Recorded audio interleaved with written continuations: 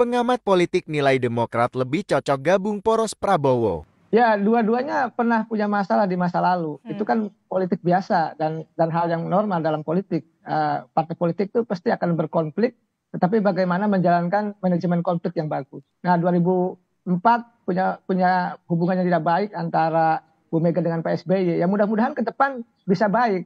Nah, kalau bisa baik itu kan apa yang dikatakan Mbak Desi tadi bisa menjadi permulaan dari pembentukan pembangunan koalisi gitu. Tetapi kalau hubungannya terus tidak bagus, agak sulit untuk bisa masuk ke koalisi Ganjar. Nah, lalu dengan Gerindra juga hampir mirip sama ya. 2019 punya persoalan yaitu ketika AHY tidak jadi cawapres Pak Prabowo, di situ juga ada konflik yang lumayan keras ketika itu.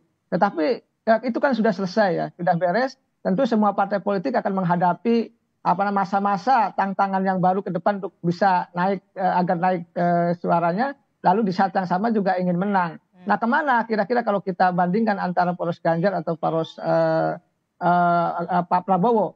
Nah, kalkulasinya begini, yang jelas Partai Demokrat itu sudah mentasbihkan diri sebagai partai oposisi. Nah, kenaikan suara atau elektabilitas dari Partai Demokrat itu pasti karena simbol partai oposisi itu. Nah, ketika misalkan partai oposisi bergabung dengan PDIP, katakanlah poros Ganjar, maka sesungguhnya itu menjadi sebuah kerugian bagi Partai Demokrat.